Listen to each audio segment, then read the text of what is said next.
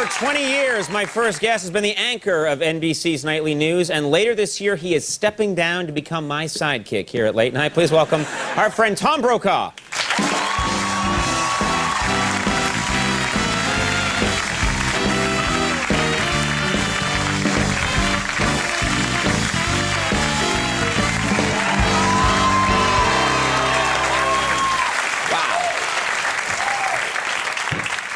So much to talk about here. I'm going to start with, I was just talking to a fake Dan Rather, but I have to ask you about this because it's been a huge story. I know that your colleagues, your friends, you must have a lot of empathy for him right now. I do. This is a tricky situation for Dan Rather to be in. It's a difficult time for anyone who's in the news business, and we all like to be aggressive about what we're doing and cover the next big story, and then occasionally you'll get caught in something like this.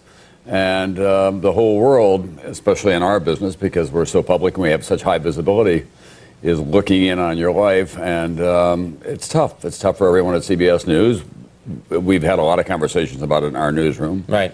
And we hope that it doesn't, spread the stain across to NBC News. But I think that probably for a lot of people out there, they're wondering, well, what about the standards at NBC? Would the same kind of thing happen there? Right. What do you do about checking? We went through our own difficulty here a number of years ago with a Dateline episode where they didn't disclose everything that they should have about a test that they were doing on a truck.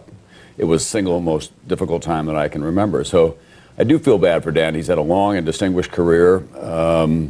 This is not something I am persuaded that he set out to do deliberately, despite what some bloggers will say or what radio talk show hosts will say. Right.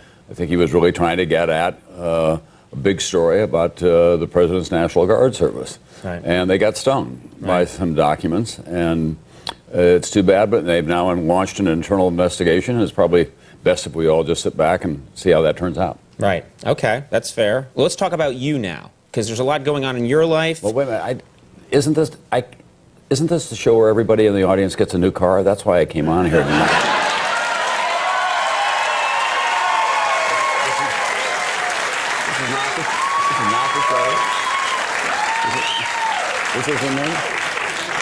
It's actually beef jerky. It's not new car. It's very close.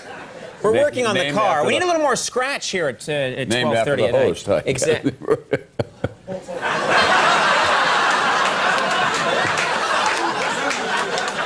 I just say something? In every other place that I see you on television, you are a consummate professional, and when you come on here, you're shecky green. You're zinging me left and right.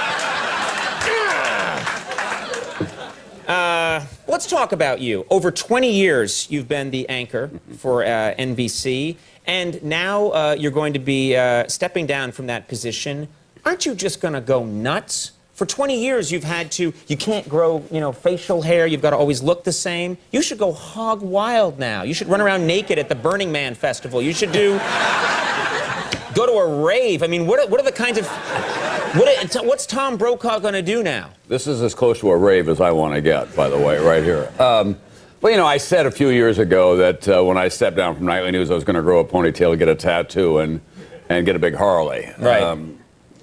I had some second thoughts about that. I don't think I'm going to get the ponytail. You're going to do the other stuff, I'm going to do the other stuff. And now what I want to do is make a transition from doing Nightly News every night at 6:30 to having more personal liberty to go do longer form programming. I just did a documentary on Aaron Ralston, the climber who was in the canyons in Utah. It was really a very gratifying professional experience for me because I had the time to go work on it and do it. We're working on other stories as well. And that's important. You're not leaving NBC. In fact, you've signed, is it a 10-year deal with NBC? They've got me around here for 10 years. Are they hedging their bets in case Brian Williams loses his mind and goes cuckoo? No, they're hedging their bets in case you run out of guests again, and I have to show up here. That's the whole deal.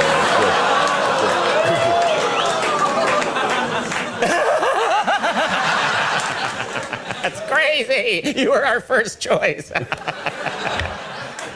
I can't believe you made it here in 9 minutes. That just blows me away. There's a bat pole that runs from your desk right down to here. No, but this is... Brian Williams, you actually, is he going to take your actual office? Are you going to stay in the office? I don't know. You've We had? haven't worked that out yet. I'm moving out of my office, out of the nightly news area. He has his own very good office now. I think he's probably inclined to stay where he is. He's down there within the NBC, with the nightly news confines. I'm going to move up and get out of the way. And when I leave on December 1st, I'm going to clear out of town. Brian deserves a clean shot at all this. I have every confidence he's going to do great. There's some places I want to go and just disappear for a while. Whenever I've gone on my kind of wilderness adventurous trips in the past, I've always had a satellite radio to my ear or a phone. Because when a big story breaks, you have to get on the helicopter and get back. Get back no matter where you are. You could be porpoise hunting, and you have to immediately... He porpoise hunts. I think it's wrong, but they seem like friendly creatures to me. But and you have to put down your spear and get to the nearest submarine and get back here. Truth, that's closer than you think. Occasionally, even you get it right, Conan. What happened a few years ago on the Columbia show? Incredible. I'm just here. I'm being beaten. I'm up against the ropes. Brokaw's leaning in. When the Columbia shuttle, that tragedy occurred, I was with my wife and some friends in the Caribbean, and we had just arrived the night before, and we'd gone out on a diving expedition. And I was in the water, literally, and the guy that I was with said, "They're yelling at you from the dive boat." And I turned around, and my friend was waving at me. I couldn't hear what he was saying. And he said, "The shuttle has exploded." And I swam back to the boat. This was like 10 o'clock in the morning down in the Virgin Gorda, where we were. And I figured out I could get to Cape Canaveral from there somehow, got back to the mothership, in effect, where we were staying, got from there to a small island, got a charter plane to a larger island, got on a plane there, and I arrived at the Kennedy Space Center at about 5:50 that afternoon, and I was on the air in time for nightly news that night.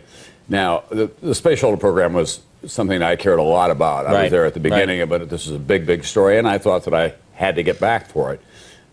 When that happens in the future, Brian's going to be in place, and I'll still be interested in it.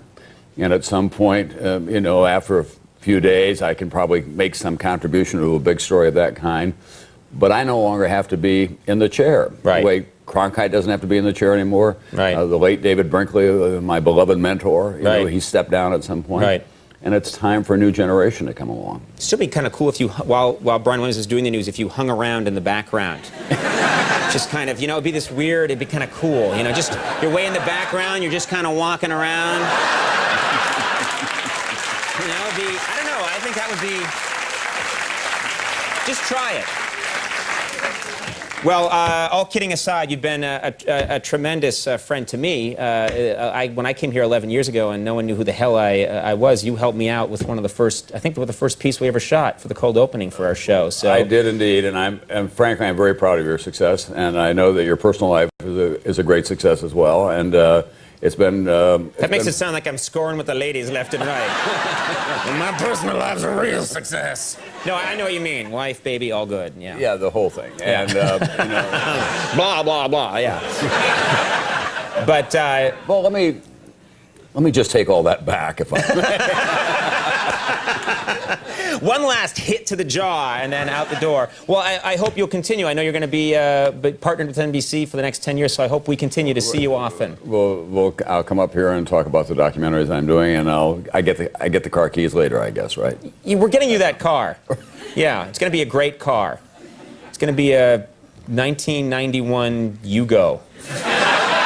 When it was an experimental car. The Plymouth Duster. We'll get you something. NBC Nightly News with Tom Brokaw, of course, airs weeknights at 6:30 on NBC. You got to run and do that. Why do you always have to read that off? I would think that would be the first thing. I'm never sure about your first name, and I'm just to check. Ricky. Sometimes I want to say Ricky Brokaw. Tom Brokaw. Thank you very much. Great. Katie Holmes coming up. We'll be right back.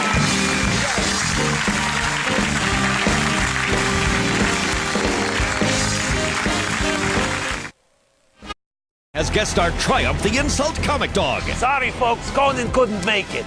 He has a shred of dignity. All new Tuesday.